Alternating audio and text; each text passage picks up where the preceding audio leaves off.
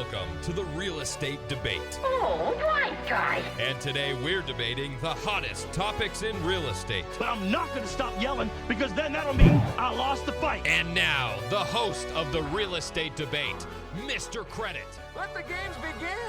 Hey-o.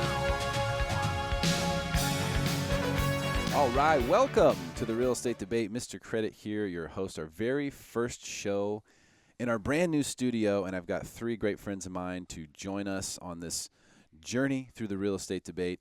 Voltaire Lepi is here, two-time real estate debate champion. Voltaire, how are you doing, sir? I'm doing excellent. Yeah, feeling a lot better now, and happy to be here. Beautiful studio. Yeah. It's awesome. Yeah, thanks for being here, man. Really appreciate you being here for the inaugural show in the new studio. Of course, John Lieber, a multi-time real estate debate champion, is also here. How you doing, John?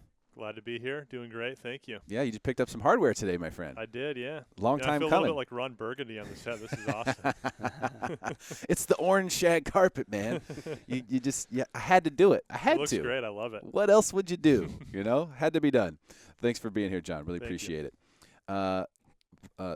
Jason Cassidy is here as well today. This is your second time on the Real Estate Debate, looking for your first Golden Microphone Trophy. You came close last time. You were actually the closest that anyone has been on their first time on the show since the very first show. 1 point, Derek. I've been nightmares. 1 point. I lost by 1 point. Lost by 1 point, it was fun. Hey, listen, in this game, it's tough to win this show. Yep. It's very tough to win this show, so good luck to all of you today as we are going to jump right in to the rapid fire segment. Let's go around the table for rapid fire. I'm going to give you to the count of 10 to get your ugly, yellow, no good keister off my property before I pump your guts full of lead. Keep it short and keep it on point. 1, 2, 10.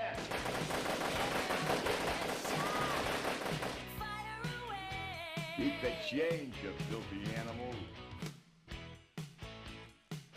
All right, today's rapid fire topic.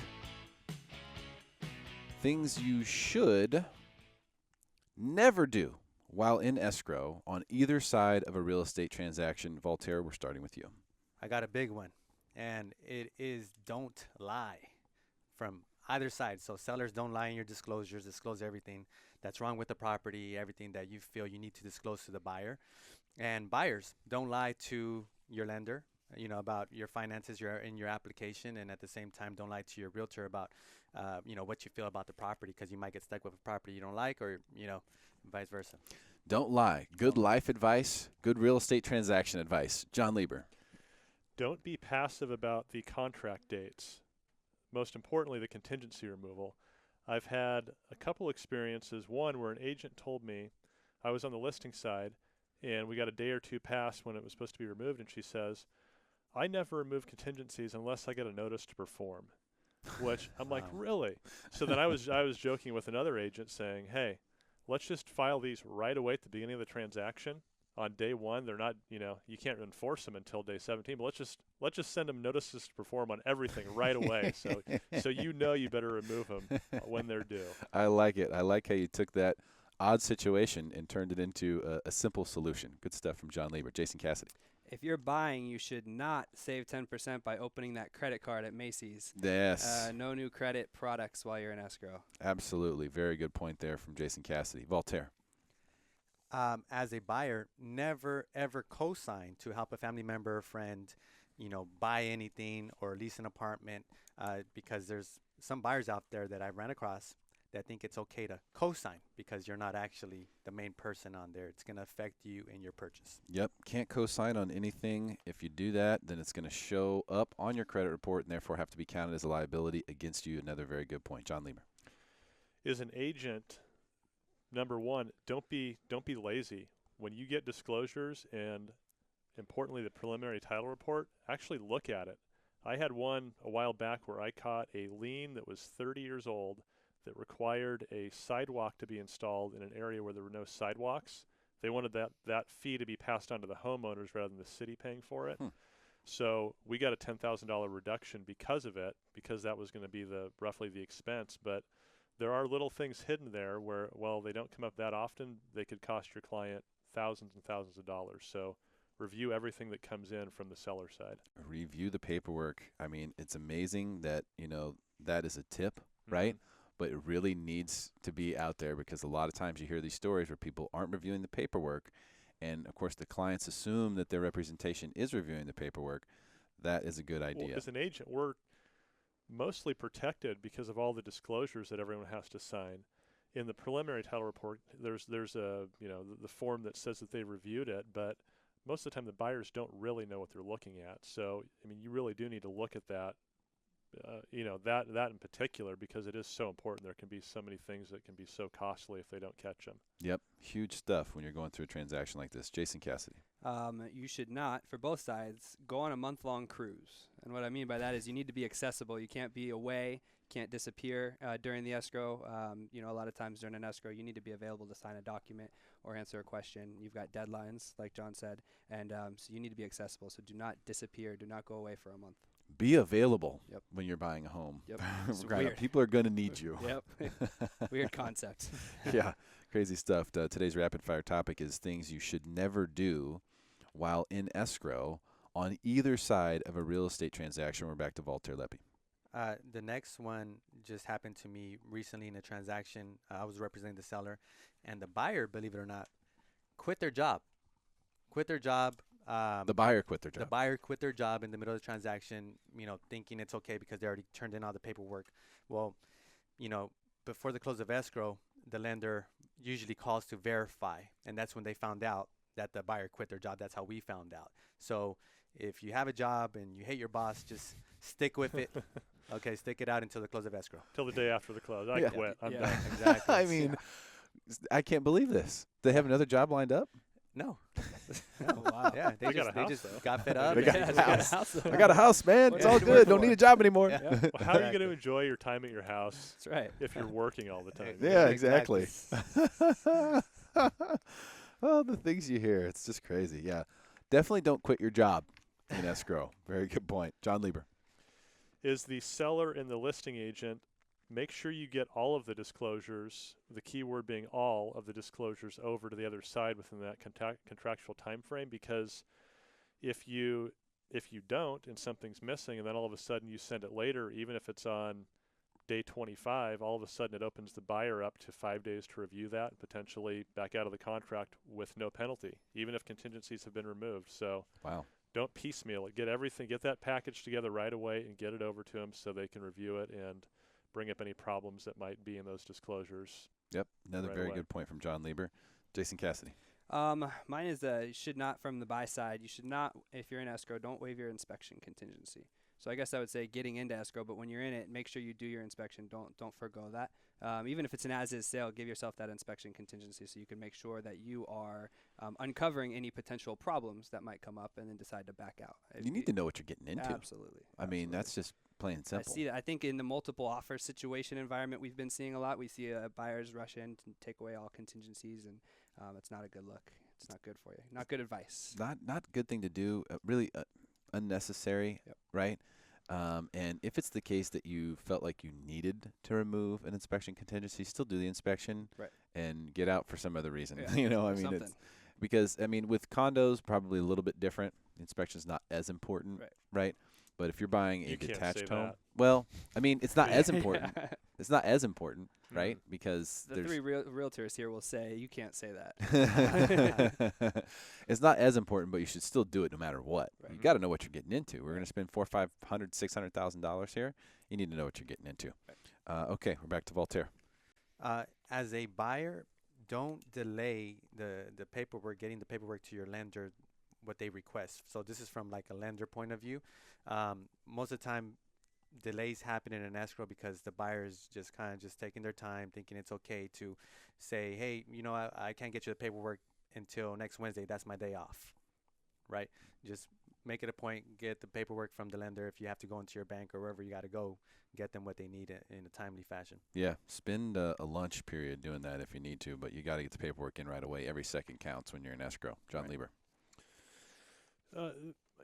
There's so much negotiation up front, but I think the thing to remember on the buyer's agent side and the seller's agent side is the negotiation doesn't stop once the transaction started. You still have a request for repairs that needs to be negotiated, and that's where a lot of, I would say, you guys would probably agree, most deals fall apart after the fact because the two sides can't come to an agreement based on the repairs and various things that come up with the property.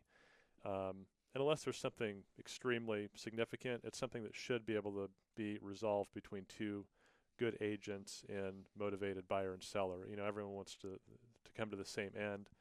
Buyer wants to get a great house and seller wants to sell. So negotiation is very important.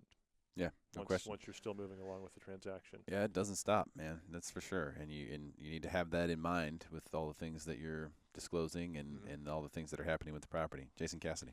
I mentioned earlier not to open any new credit cards. This one's going to somewhat piggyback, but if you do have the credit lines or credit cards open, don't make big purchases on them while you're in escrow. I see a lot of buyers, they're starting to plan out their new home, and they go finance the couch and the bed and all the bed sets and everything like that for more furniture or whatnot, and don't do that because you're going to mess with your debt-to-income ratio. It could potentially throw a wrench in your lending situation. Yeah, sure could, because if it changes the payments on the credit report, then bada bing, bada boom, you all of a sudden have to redo your application. Correct. And that could take additional time, especially with the new disclosure rules that are coming up here in August. Okay, final round in our rapid fire segment. The rapid fire topic is things you should never do while in escrow on either side of a real estate transaction. Voltaire. This has happened to me as well, is if you're a seller, don't start a lawsuit or become a defendant in a lawsuit, or if you have pending collections, just don't, push them away. Actually deal with them beforehand, even if you need to talk to your creditor or whoever's suing you and just say, oh yeah, you know what, actually, give me a week, just buy enough time for escrow to close, because what has happened is all of a sudden there's a lien or a list pendants against the property right before we're about to close escrow, and then we have to extend escrow to pay for that or to negotiate something. Yeah, very, very true. Keep an eye on that. John Lieber. This might be my number one thing now that I've looked at it again, is don't be a pain to deal with as an agent. If you're hostile, if you're confrontational, if you're really making the other side uncomfortable, and that's your style, it's just very difficult to deal with somebody like that. And we're all we want to represent our client to the best of our ability and make sure they're getting the best deal, but you also want to reach an agreement that's equitable for everybody. And so I think the more that we as agents can be good communicators, the better off really everyone is in the transaction. Totally agree with that. Jason Cassidy. As a seller side, when you're in escrow, there are going to be some repairs that come up. Make sure you're using licensed contractors to do the work on those repairs. Those can be a contentious issue after closing and whatnot. If that repair is not done correctly, you could be held liable for that if you didn't use a licensed contractor during your repair work. And I guess it kind of parlays in. I was going to say, don't add things that they didn't ask for necessarily. If they ask you to fix the bathroom sink, don't switch that from a single to a double basin sink. If they didn't ask for it, just do exactly what they asked for. It's not the time to renovate your house, but make sure you use a licensed contractor when you're doing those repairs. Yes, and in fact, I would say make sure you do that all the time. Oh, yeah. Just sure. because you hear enough stories. It doesn't take too many for you to realize bad things can happen when you start hiring these unlicensed guys. Correct. Or picking workers up from Home Depot. It's not worth it. Spend the money. It's too important. All right, that's it for the rapid fire segment today. We have a tie all the way across the board, 5 points apiece for both Voltaire Leppi, John Lieber, and Jason Cassidy here as we're doing the real estate debate in the Smarter San Diego studios, commercial free for you right here. You can find out more at smartersandiego.com. We're now heading into segment number 2, which is our hot or not so hot. Time now for hot or not so hot. So hot right now. Let's find out if your neighborhood is heating up It's hot. or if your district is on the decline. I am completely miserable, San Diego. There's your Anchorman reference. For real. Stay classy, San Diego. All right, so in Hot or Not So Hot, each contestant will tell us about a specific micro market in San Diego, which they believe is either hot or not so hot. Contestants, please be ready to explain with any data or real events you have to support your position for your stance. We'll be starting with John Lieber. John, you got a hot or not so hot market today? You never come in with a not so hot market, do you? Sometimes. Really? Yeah, All right. It's happened. All right. Well, one of the hottest ones that I've seen as of late, and it's the area where I've got my office and where I live as well, is the La Mesa Village area. you know, we've talked about this one before, and to me, it's just so interesting because it was founded, I think, in 1912.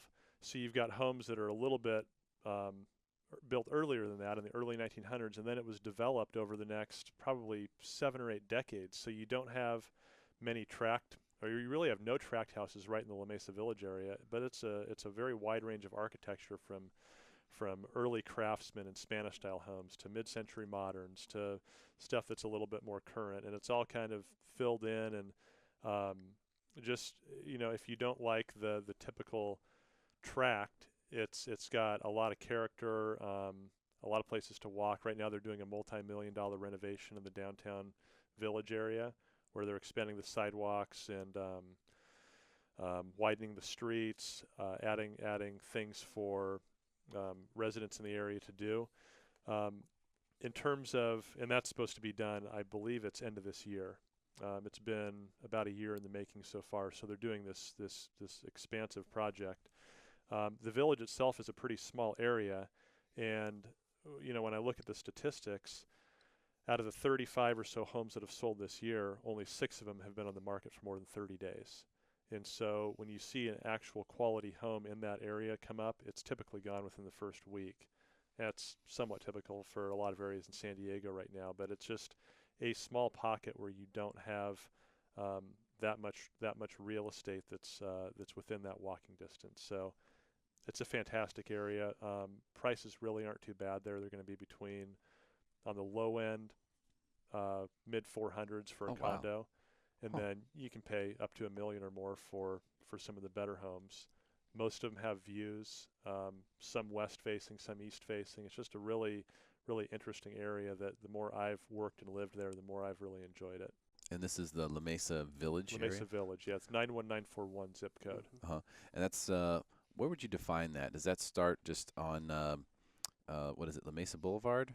La Mesa Boulevard and Spring Street. And So I'd say the parameters are about as far over as where University and La Mesa Boulevard just turn into University. And then it stops about at, let's see, probably 3 blocks to the west of Spring Street. Okay. So there's, you know, it's a relatively small area. But it's not on the, is it on the west side of Spring Street?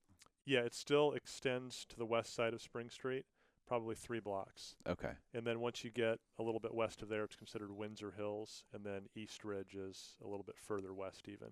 Yeah, La Mesa's been a really good market. It really, I like to call it the western East County for the people that think East County has a negative connotation.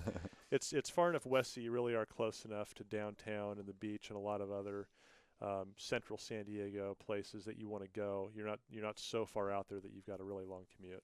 Well, the 125, to the 94 makes it really easy to get into downtown. I lived in La Mesa. My daughter was born in La Mesa.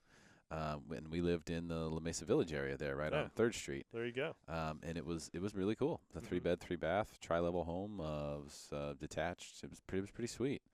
Now that was back in the boom days, so that house was probably selling for $700,000 or something like that, and it might even be close to back to that these days.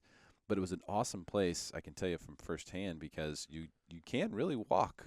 If you have dogs, you can go take the dogs through the walk in the area there. It's a great neighborhood for that.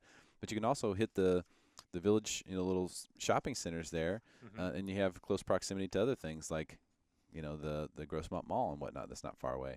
So totally with you on that one, John.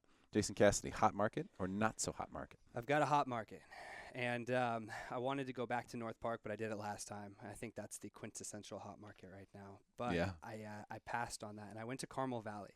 And more micro than Carmel Valley, I actually went into the master plan townhome communities of Carmel Valley, the under 600K townhome communities in Carmel Valley, because Carmel Valley does encompass some multi-million-dollar homes too, and that's not necessarily what I'm referencing. But 92130, the let's say under $750,000 market of Carmel Valley, it's extremely hot right now. And I think what you've got is there an under $750,000 market there in is. Carmel Valley? Yeah, there's a big townhome contingent, master plan townhome, 2 beds or 3 beds, all right off the 5, right by Sinopolis, the Del Mar Highlands area, right there. That's a great area. Great area, good walkability score. You can get to kind of the epic little city center there with Searsucker and the Sinopolis and whatnot. But what you have is these it's 4 or 5 master plan communities are built in the late 90s, early 2000s, so no litigation, no financing problems, which is fantastic because they're all through their construction defect litigation and things like that. The prices are in the high 4s to mid 5s, I'd say, which means that you're under your FHA and your loan limits, so it's pretty much open for all buyers. And you get what we're seeing here is a contingent of buyers, military people who are stationed at Miramar but don't want to live in Mira Mesa or that 15 corridor. So this is the closest pocket of affordable housing right off the 5. You have easy access down into La Jolla Bird Rock area. You have quick access over to the Del Mar Fair and your own little city center there. And so I came across this because I have some buyers looking for townhomes in that area, and things were coming on the market, and they were gone before a week, multiple offer situations, and so it passed the eye test, but then I ran to the numbers as well. And San Diego County as a whole trades at about $330 a square foot, whereas the Carmel Valley is sitting at $413 a square foot. So it's trading, the price is higher than the rest of the county, not to mention you've seen gains over the last 3 months in the price per square foot. So the prices are going up there. Okay. What a big indicator to me of hot market is average active market time. And so basically homes in all of San Diego are on the market active for about 35 days. Homes in Carmel Valley as a whole, 27 days. And townhomes in Carmel Valley, 19 days. So what you have is you have a situation where townhomes and homes in this zip code are selling a lot quicker than the rest of San Diego County. That to me is an indicator of a hot market. Gosh, I can't believe you can get something that cheap over there. Yeah, it's a good area. 2 to 3 bedrooms. I mean, there's a couple of 3-bedroom listings that we were looking at in the low 6s, high 5s, low 6s, and 2+ dens are down in the mid 5s. And you're in that Del Mar great school district. You're close to everything, and it's still affordable. From elementary to high schools, you really have if you want a forever home and you have kids, it's a really, really, really good area. Safe area. Del Mar Highland Shopping Center is awesome. Yep. I'm there on a regular basis. Of course, I live in Del Mar. Yeah, so. that's true. But yeah, it's a nice place, man. You got Jimbo's over there, which is the one you left out. That's where you get your good groceries. Whole Searsucker. organic. Yeah, if you want to hang out, that Searsucker's awesome. Absolutely. I think it's way better than one downtown. Yep. And then of course Sinopolis. If you want the real movie viewing experience, That's right. then you got to go to Sinopolis. That's right. So you have that ability. It's desirable. Yeah, I tell you, that's amazing to me that is available there. I think that is really worth noting. Thanks for bringing that today, Jason. Voltaire, do you have a hot market or a not so hot market? I have a hot market, and I know I've mentioned it before. It's the Barrio Logan area, basically west of 28th Street.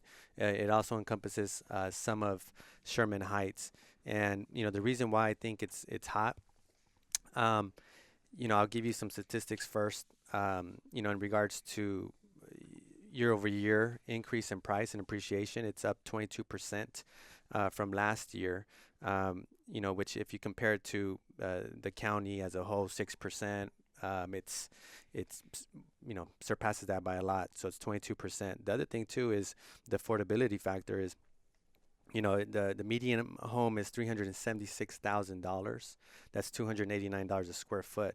Now, a little bit of background about Logan Heights, wasn't the most popular area, for a very, very long time. There's, drug infested, gangs were big, and, the houses were just old and ugly, Not taken care of. Yeah. Not taken care of. Now, since the ballpark in 2000, that's when you saw the first surge go into Logan Heights or Barrio Logan because the proximity to downtown. They cleaned up downtown in the early 2000s. They built the ballpark, and then all of a sudden, you're 5 to 10 minutes walking distance to the ballpark. Now, as far as affordability, North Park, right, top 20 hippest neighborhoods in the U.S., right, by Forbes. Forbes came out with an article naming it top 20 hippest cities. Now, what happened in North Park is, prices just went through the roof and priced a lot of people out. So now what you're starting to see is a lot of gentrification in Barrio Logan, a lot of millennials moving there, a lot of hipsters. All of a sudden, as soon as you start seeing that, you start noticing that, hey, it's a hip neighborhood. There's a new brewery, some new restaurants.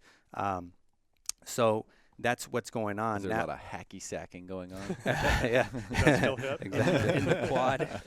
Yeah. So what happened in the past couple of years is people finally figured out, hey, look, this is like a really close area to downtown, and they started to outprice the residents that have been living there for the last 30 or 40 years. Now they're moving east, Spring Valley, El Cajon, and you see this gentrification, different type of buyers moving into the area, professionals that live in downtown but maybe want a house instead of a condo.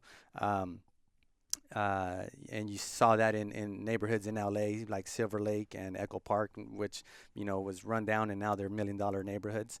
The other thing that you're starting to see, they had the first Starbucks built there, about 10 years ago, and which was huge because before that there wasn't a Starbucks in the area. Now you saw Walmart move in there with their grocery store about 1.5 years ago, first of its kind in that area. You see some dollar stores, some national brands moving into that area, so they see something that the rest of San Diego has been catching on in the past couple of years. The other thing too that kind of pushed prices up is talk of the new ballpark of the Chargers. So there's a lot of speculators over the last couple of years that would say, hey, look, the Chargers might move here, I'm going to buy, and they're pushing prices up. Again, the affordability factor is the reason why it makes it so hot, because out of all of San Diego, you have like really probably the best location as far as you're central to everything, and 10 years from now it's going to be like the next North Park. So really, yeah, you think it's going to be like North Park over there? Yeah, what North Park is right now, I think 10 years from now it's going to be, and they're pushing towards that. There's all this new construction, and I'm talking about right on Cesar Chavez Parkway, basically the last exit before you hit downtown on the 5 freeway.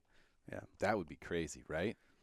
It feels like it should be like that because if you're into architecture, you just see so many interesting older homes there that are falling apart, and the ones that you see that are getting remodeled, I mean, they're fantastic. Yeah, very nice Victorian style homes. I need to slide through there. Yeah, because it's been a minute for me, and I believe you. Yeah. Okay, trust me, I do.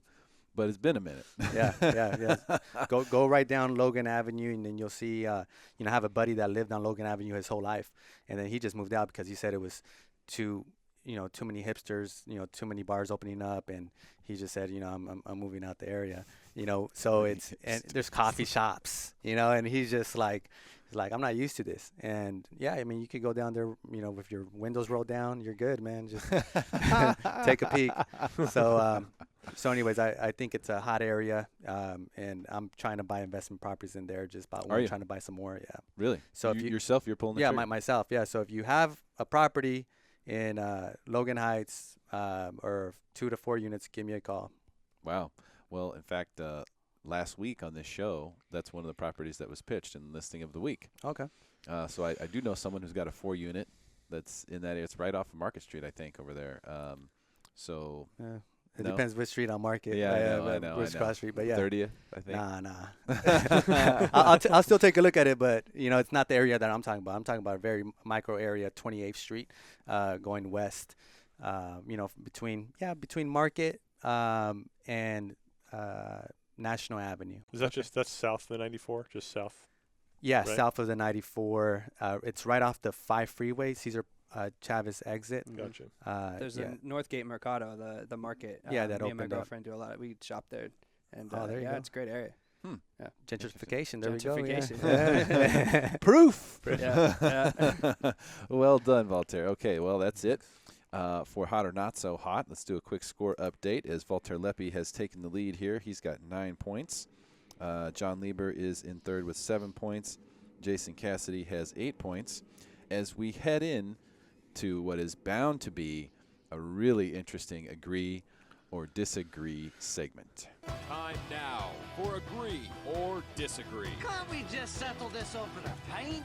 Agree or disagree. To call you stupid would be an insult to stupid people. Let's get it on! All right, so it's time for agree or disagree. Our contestants will tell us whether they agree or disagree with the given statement and, of course, defend their position. A study released by Harvard University and published by the Union Tribune here recently says that the homeownership rate in San Diego County is under 53%. so less than 53% of people who have a home that they live in actually own it. Now, this is far lower than the national average, which is almost 65%. So today's statement that you'll be agreeing or disagreeing with is this, quote, "The American dream in San Diego is on the decline. This is proof that real estate in San Diego is not affordable for most people and that prices are too high." Jason Cassidy, we're starting with you. Derek, this is a tough one, man. I was telling you before the show, I've been pondering this for a day or two now, and obviously, if you read the article, we're at 53% homeownership in San Diego County. It was at 56% in 2008. So yes, it's on the decline if you just look at the numbers right there agree? as a whole. I disagree with the next part, which is this is proof that real estate in San Diego is not affordable for most people and that prices are too high. And here's why. I disagree with that statement because I don't know that the pricing of units, the prices have, gone up. They're getting back to 06 to 08 levels. But interest rates are still ridiculously low. And really, when I think of the affordability of a house, I think of the monthly payment. I don't think of the purchase price. And so now, obviously, the purchase price contributes to that, but there's a lot of other factors that contribute to that too.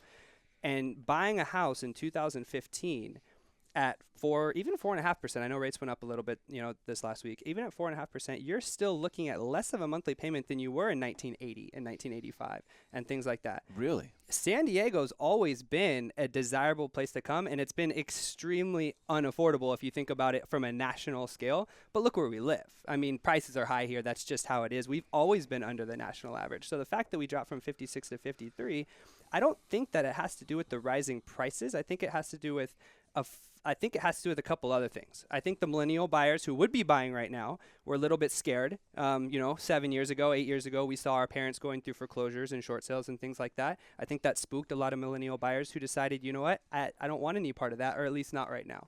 I think we are moving to a urban-centric civilization. I think our younger people and even some of our middle age, our baby boomers or whatnot, are living in urban centers now. They want high walkability and things like that. So buying a home isn't as high on their list. They want the conveniences of being in an urban environment that they can walk to places and go to coffee shops and things like that.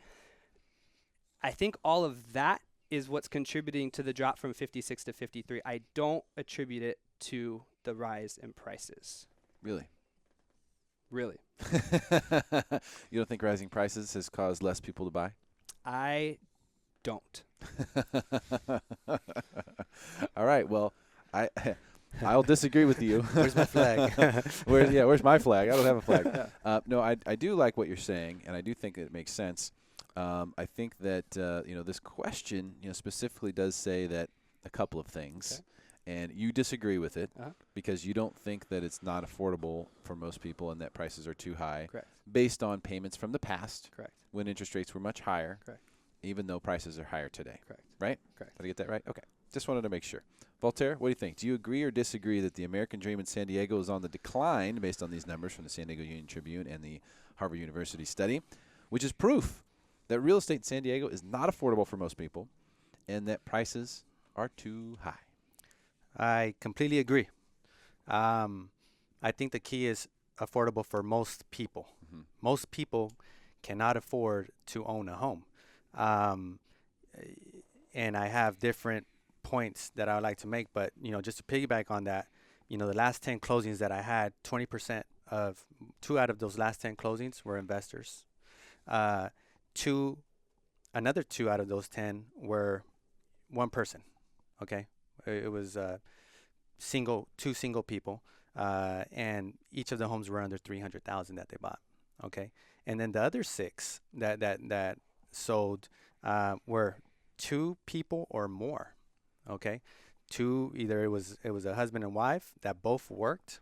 Okay, or it was 2 sisters and a mom, and all 3 of them work. So the affordability, in my opinion, isn't affordable for most people. And that's why people start to head to the desert, right? That's why people start to head to Phoenix, to Las Vegas, to Murrieta, to Temecula.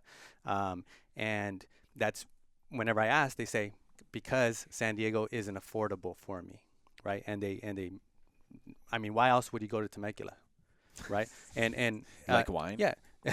and I have Temecula's become very nice. Yeah, it is nice, you know. But even those prices are going out of control too. I was talking to my client who works at Fry's 2 days ago, and I sold him a property here in San Diego, and he says, "Hey, look, I want to buy in Temecula because you can get like a really nice property because I can't get that in.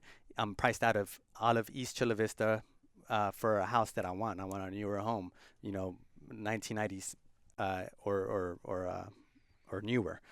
So anyways, I think, you know, this is the thing. It's really hard to buy. Why is it hard to buy? You know, I went through the process twice in the past 2 months, okay? And the way that they qualify you, man, I was like, they put you through the ringer. You know, it was tough even for me. And I know how it works. And I was like, man, I can't believe they're asking for this. And, you know, I'm just going back in my files and getting stuff for them. And it was just incredible. So number one is this. Per the article, the median priced home in San Diego was $459,000. Even if you're a first-time buyer, you need and you're getting an FHA loan. That's 3.5%. That's about $16,000 just for your down payment. You need another approximately $12,000 for your closing costs. So you're looking at about $28,000 as a first-time buyer to buy a median priced home in San Diego. That doesn't even include money to fix it up. That doesn't include, you know, any other, you know, miscellaneous costs that they don't think about, the supplemental tax bill at the close of escrow. And, you know, one thing with saving money, it's difficult, especially this economy where, you know, every store out there is saying, hey, buy now, pay later. I don't know how many times I've heard that on the radio or on TV, buy now, pay later. You know, there's so many things to buy out there. Just like the new Yeezy 350s came out, you know, Kanye West's new shoe. It came out for $200. It's sold within minutes online. Okay. Sold out. Sold out. $200 tennis shoe. Now they're on eBay for $1,000. So what I'm trying to say is, you know, especially millennials out there, they're out, you know, going to the bars, going to restaurants, eating out every day, you know, buying the Yeezy 350s, and they're not saving up money, man, and they're not making it a priority. Did you buy some of those shoes, Voltaire? I tried, but this is how difficult it was. Yeah, I actually had to live in LA, and you had to order it, and they had to get your location. So only people in LA got to buy it on the release date, which is crazy. Wow. And my cousin couldn't get me any. Anyways, the other thing is that's number one is the actual savings that it takes to buy a home. Number two is the monthly income. You have to make a certain amount of money to buy that home. So that $459,000 median home, the monthly payment would be $3,100 a month. Okay, so if you're a millennial, and let's say you're single and trying to buy a house, you need to be making, you know, a good amount of money to afford that home. $3,100 net per month. Yeah, and it's tough, and that's with an FHA 3.5% down, and that's why I see a lot of, you know, families, you know, buying homes compared to just, you know, one person. I had a client come in yesterday, first time buyer, and she said, hey, look, it's me, my mom, and my sister, and we're buying a home. And our plan eventually is, you know, after we get this one, you know, save up some more money and then have my sister buy her own, have mine buy my own, and then my mom can keep this one. So it's more of, you know, a family effort. And whenever I see that, yeah, I think it's not affordable in San Diego for most people. And then the last thing is credit or debt, right? If you save up enough money and you make enough money, now it comes down to having a clean slate and not having all this outstanding debt, whether it be credit card bills or car notes or student loans. And, you know, it really makes it tough to buy in San Diego. And, you know, that's why investors buy homes and rent them out. Right. Yeah, and that rental market has just been taking off. It's been crazy. Right. And I'll be interesting to see with some of these high-rises they're building, especially in downtown, you know, how many of them become like 13th and Market, you know, where you like have a great location. Oh, here's a nice building. Yep, just rentals. You know, for $2,500 a month. You know? Right. Can I throw a challenge flag? You can. I mean, we don't have the flags. So you don't have flags, but you can challenge. Throw your phone. Yeah, exactly. On gavel. Challenge. Right. So I wanted to touch on something he said. And he said, you know, Voltaire made the point that most people cannot afford to own a home. And I think there's a select, you know, there's going to be people out there who can't afford it, who can't. And then there's going to be a small select people who are buku trust fund babies and can afford anything. And those are outliers. You know, there's going to be thing. I'm going to talk about the bell curve, the people in the middle. And I think most people can afford to buy a home. I think it's whether or not they can afford to buy a home where they want to be. And so what I'm saying is that the median home in San Diego, you said was $459. You had to save up $16,000, 3.5%. But even if it was $359, you still had to save up $12,500 at 3.5%, and see then all the closing costs and stuff. So it's always been a big down payment. It used to be 20%. Now you can do 5, 10, 3.5. But you've always had to have money up front, and the difference between $359 and $459 isn't that huge on your down payment. So pricing going up did not change those people's minds. Maybe some, but not the most people's minds. I think what it is, and like you said, you're finding families buying homes, and the one persons, they want to go out and they want to go to the bar and they want to. It's a change in the shift of millennial buyers and the way we think that is causing that 56% to 53% drop in homeownership rate. I don't think it's as much the rising price as it is a culture shift. Voltaire, your rebuttal? Yeah, my response to that is, I mean, you said it went. If they were to come down to 359, number one, okay, which areas are they going to be able to buy at 359? How much is the inventory? I mean, under 400,000, and I sell a lot of under 400,000. Inventory level is way low. There's correct me if I'm wrong, but inventory is low all over San Diego, right? Yeah, it is. Oh, any price range, right? Okay. Right. Okay. So with that being said, inventory levels are low, and it's a dogfight. 10 to 15 offers per property. Yeah. Now. Can they afford it? Well, yeah, if they save in every nickel, don't go out to the movies, don't go out to eat, don't enjoy life. And that's one thing people are trying to avoid. And, one small lesson that they learned from, the Great Depression, 2008, where everything crashed is, people were living beyond their means. Now, at the same time, a lot of people that I talk to now, when I first meet them, they say, hey, look, I want to buy a house, but if it means, I can't have a life, I can't go out to a movie theater, I can't, enjoy a day at the park with my family, and I have to work, 2 shifts and things like that, I just rather not buy, because I saw different people go through that, whether it was immediate family or them themselves, they lost the property. So at the end of the day, the question was for most people, and I think most people, if you just take most people, most people don't have great jobs. Most people, they say that the unemployment rate is at a certain percent, but we all know it's a lot higher. So, when it comes to most people, I would have to say again that most people cannot afford San Diego. And if they can, I mean, there's can and want. Maybe they can, but again, they're going to have to save up every nickel.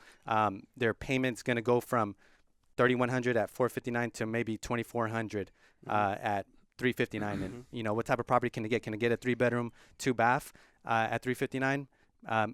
Maybe if they step it up under $350, they could go to Spring Valley, parts of El Cajon, Southeast San Diego, like in Cano and things like that.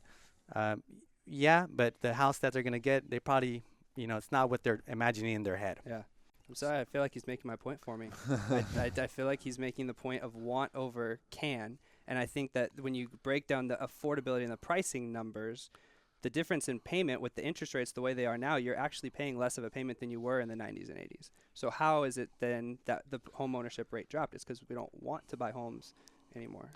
Well, not anymore. Yeah. I mean, from 56 to 53. You don't want to give up the lifestyle. And I'm sure you go out to any trendy area and you see how, all the people that are packing the restaurant that really can't afford to be there or shouldn't if their priority were straight. And that's where I think the cultural shift is, that people want to spend money on numerous discretionary things rather than investing in their future. And that's where the cultural shift has taken place, and I think it's unfortunate.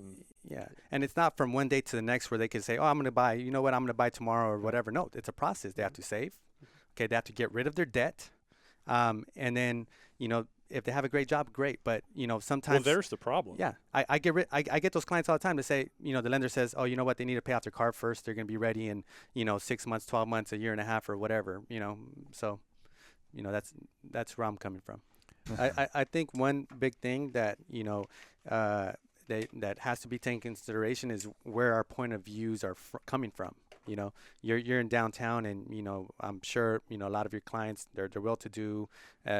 Same thing with friends or socioeconomic upbringing, right? The way that that I grew up is completely different, I'm sure. At the same time, the people that we know, the people that we experience every day on a day-to-day basis, I think I have like a pretty broad view of, of knowing a bunch of different types of people. And what I'm going off of, for example, is this air? Is that on there? We're recording it. Oh, okay. Well, anyways, like, for example, I mean, I grew up right there in that area, Barrio Logan, right? So let's say out of every 10 friends I have, 2 of them sell dope, right, growing up. So, it's crazy, right? But one economic indicator would be, how are they doing? And it's funny because I talk to some of my friends. It's like, how's so-and-so doing? Like, oh, man, it's kind of tough for him right now. And it's like, okay, well, that means, like, we're still in a slump economically.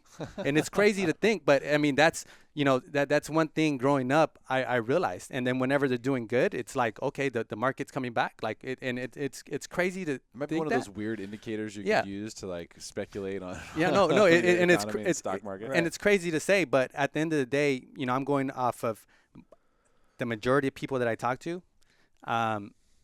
It's really tough for them to afford to buy a property, and that's why they buy it together, 2-3 people at a time, families or whatever. I want to strike from the record the assumption that I didn't come from that I grew up in posh. I grew. That's not the case at all. And I live downtown now, but because I choose to live there, I can afford to buy in El Cajon if I wanted to. Right. But I choose to live a life in downtown in an urban city center. And I grew up in a El Cajon-ish place, single mom, 2-bedroom house, all that type of stuff. So I don't want to have in the judge's mind that I come from posh. It's the 1%, man. I'm not a 1%er. That was yours, wasn't it? Whose Lambo is that? I wanted to know who that was. Right. I'm gonna give you a point for a good argument. Okay. So we're just gonna call it there. Let's hear from John Lieber on this one, because I tell you, this is an interesting one. I want to reset it, John, for you. They're doing agree or disagree right now, commercial-free content through smartersandiego.com for the real estate debate.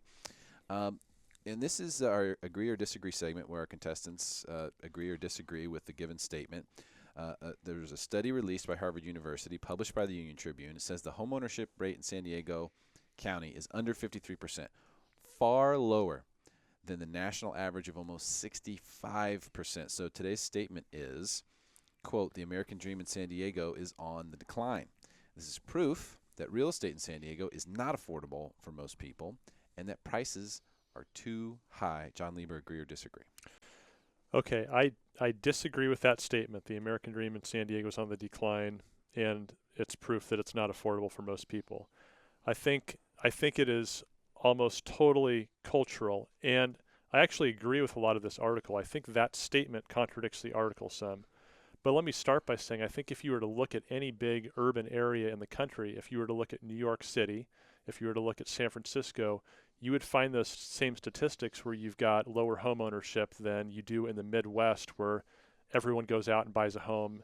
That's just more of the culture there. There's not the trendy places to go. There's not the big urban centers that are drawing younger people in that are more attracted to that than they are in homes. This article specifically says that a lot of the problem here, a big key to the national decline, has been people between the ages of 45 and 64. So that's just an interesting statement in itself, that a lot of those people that are in the baby boomer and a little bit younger generation that are the ones that should be buying aren't buying, and that's nationwide. That there's a trend there. But going back to these numbers they've got in here, they're saying the median household that rents in San Diego is at $42,000 a year. And what I looked at is, okay, well, when I looked at an affordability calendar, at $42,000 a year, you can afford a home in San Diego.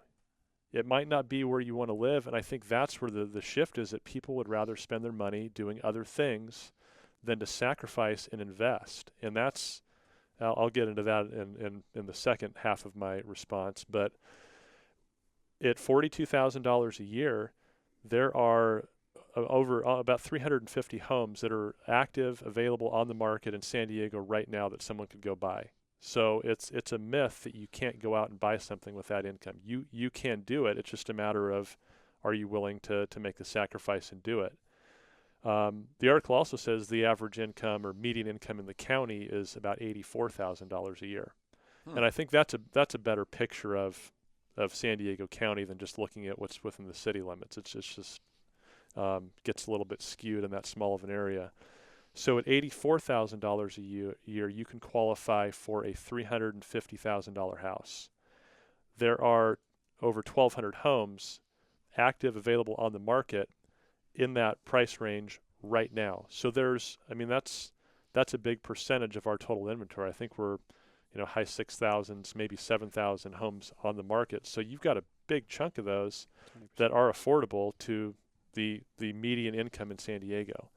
So the point here is that people are choosing to not buy.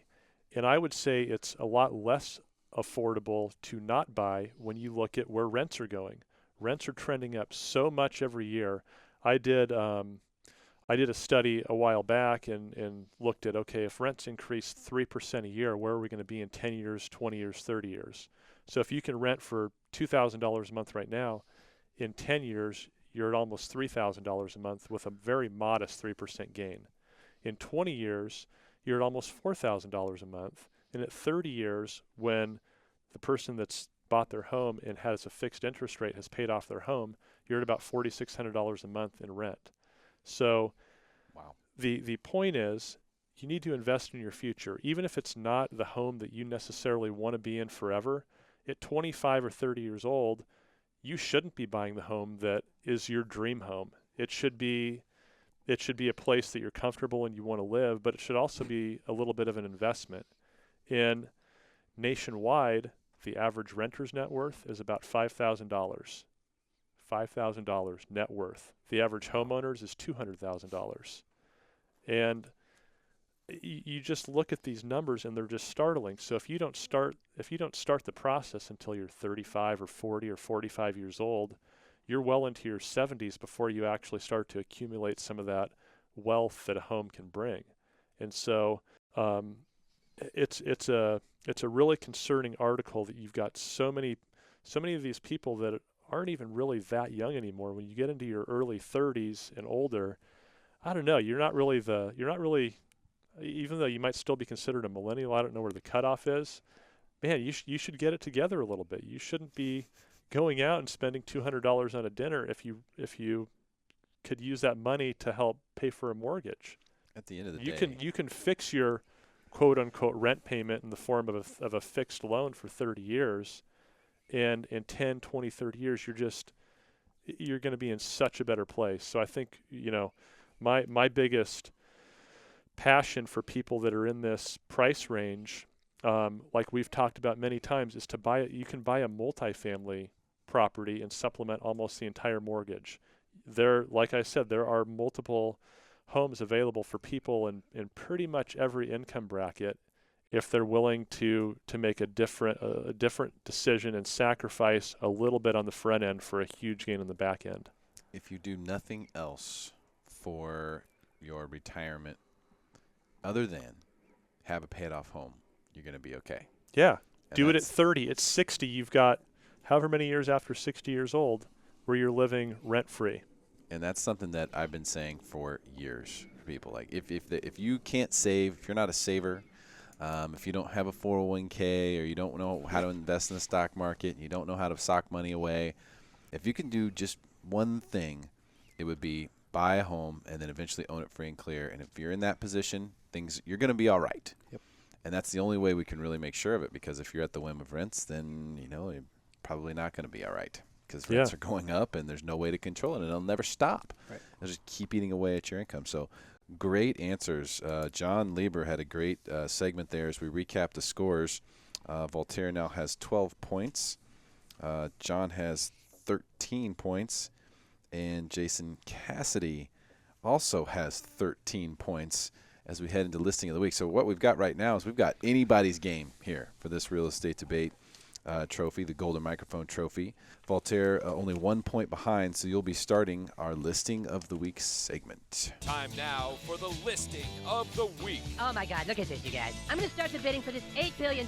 Here's your chance to pitch us your most prized property. Go ahead, make my day.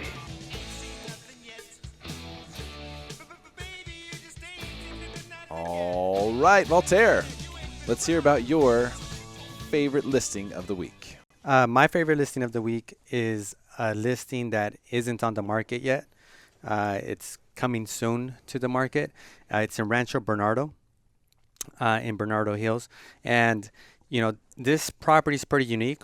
When I was first started working on this property and started, you know, running comparables that have sold or that are active, in the past, since January 1st, I couldn't find any that are active on the market. Okay, I only found 2 that have sold. So it's a unique property because it's, you know, it's a 3-bedroom, 2-bath, 1,100 square foot home, and there isn't any age restrictions. There's a lot of age restrictions around this area.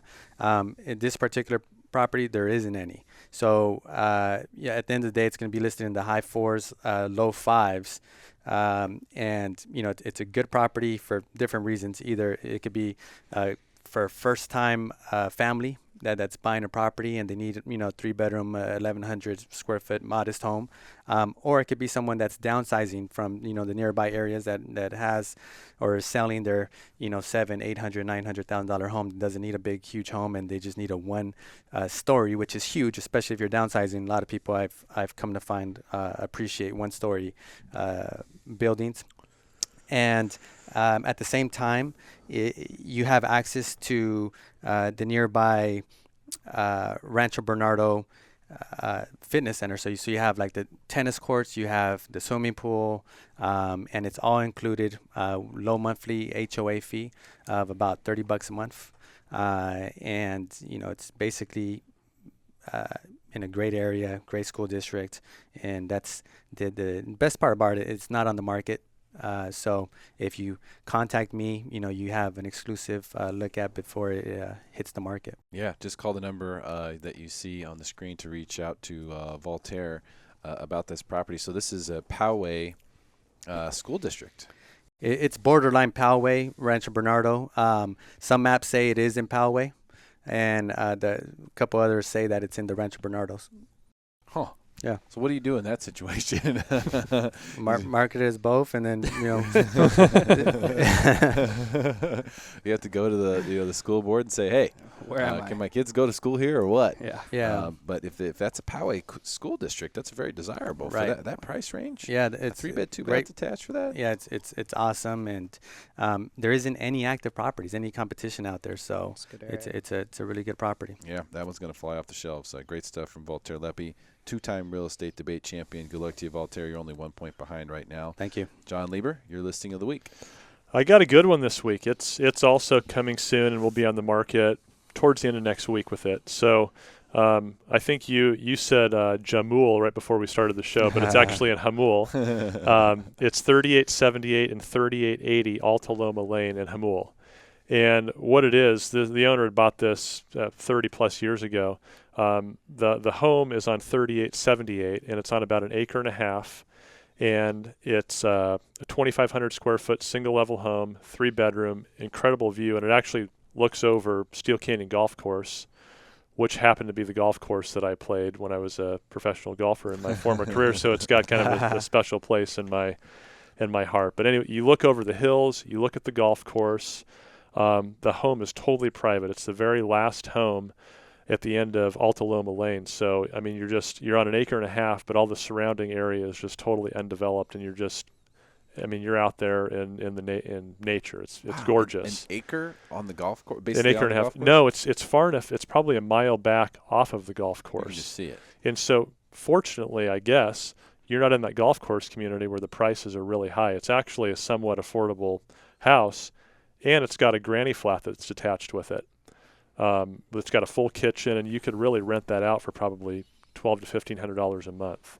Wow. The home itself is priced at $650.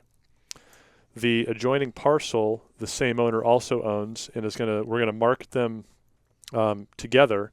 they can be sold together or separately, but the adjoining parcel is 2.5 acres. And back in the day, they paid and had the water meter installed, which is about $25,000 to $30,000 to get put in now with the various water districts. They're so anti-development and have made the prices so prohibitive that's a big deal for anyone that wants to develop that land. So the home itself on the 1.5 acres is $650,000. The lot's going to sell it at $200,000, and they could be bought together, and someone could potentially build the dream home and keep the other one as a rental, or there's just a lot of options there. Both of them have views. Both of them are the very last, you'd have the very last homes on the street. So in a situation like that, would you be able to get all that wrapped up into one loan and one title report, or would you have to buy the land? Usually vacant land can't be considered in the appraisal. Okay. So there might be some challenges there, but there could also be, a kind of a package deal on the seller's end if someone wanted to come in and do both. I think wouldn't the seller be able to potentially get those parcels connected somehow? You could do that. The minimum lot size out in Hamul is 1 acre, so you've actually got room to potentially split them even more. I mean, there's just you create a lot of options when you've got 4 acres of land. Yeah, you just can't get that really. No, I mean it's the view when you're out there. You don't hear anything except for birds chirping and golf course view, and I mean it's just one of the most beautiful properties I've ever been to. So great stuff. Well, you're looking at a picture of the property right now. Give John Lieber a call if you're interested in seeing this beautiful home, which overlooks the golf course. $650,000 is a great price for that when you have, especially that extra unit. Yeah, it kind of goes back to the for someone could buy that and live in the granny flat and rent the house for $3,000 a month. I mean, it's crazy, but you do have options there, and it's interesting because you could supplement a pretty big portion of that mortgage payment with the granny flat income, and they're separate from you, so you wouldn't even have to see them. You could get someone in there that you didn't even like, and rent it out to them. Yeah. Well, what's funny about that is you can use a lot of times that income in the qualification process. Yeah. Or at least a portion of it, not the entire amount. You can use 75% of market rent. Yeah. So for someone who says, well, I can't afford $650,000, well, if you can afford $400,000, maybe it pencils out to where you could actually buy a property like that that's $650,000, but you have the as long as you have the down payment, of course. Yeah. So if it's just a debt ratio issue. Good stuff. Great listing from Thank John you. Lieber. Jason Cassidy. Yes, sir. You got a lot to live up to here. That was a pretty good one. I do, and so I'm showing to the peeps in the office a video that I made for this specific listing. I'm also inviting you guys to a exclusive open house because I have some top producing agents in the office. I want to get them in the open house as well. But it's a studio listing that I listed down at M2I, which is at 1050 Island Avenue down in the Ballpark neighborhood in the East Village. And this studio listing is gorgeous. It's got exposed concrete. It's got vaulted ceilings, hardwood floors, and it's actually at list price being offered furnished. And really the play here is this is a perfect location if you're looking or if you are interested in buying a place downtown. And so what this does, M2I is a unicorn in downtown because not only is there no litigation in the building, which means it's fully financeable with conventional loans, it's also FHA and VA approved. So I think there's only 2 or 3 buildings in all of downtown that have no litigation, FHA and VA approval. And the HOA on this is just above $300. It's $320 a month. So what you have here is the opportunity for an investment property, a second home which is actually what the owner has it as now. It's a second home. They live up in Orange County, or it works for first-time home buyers and VA. They can get in at entry level. So it's got the entry level appeal for a younger buyer, but it's also got a perfect appeal to an investor as well. So we priced it out. This unit fully furnished, since the furnishings would be included with the full offer.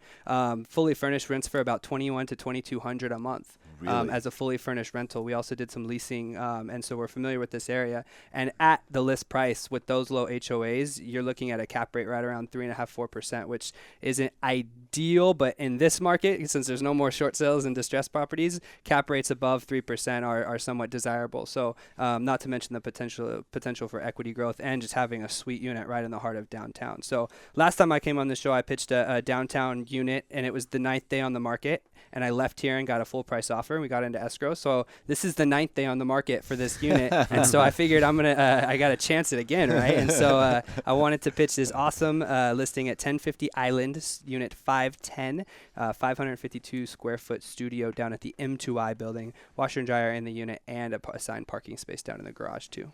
Wow, really, really good stuff. How in the world do I divvy up these points? This is a tough job. Yeah, I'll tell you this. Here's what I tell you about this listing that you've got there, Jason. Yes, Number sir. one, I think it's a great deal. It's a great buy. Yep. Because I do believe that at 324 you're probably priced at the top range of what you would get an offer for. But if you look at the get-in price to this building, right, this is it. Yep. You can't get into the building for any less than this, basically. Right. And M2I, I lived there for 4 years. Love it. Yeah. Can't wait to get back. Can't wait to come to the cocktail party tomorrow See? and check it Strategy. out. Strategy. Honestly, because this particular unit faces south. Yep.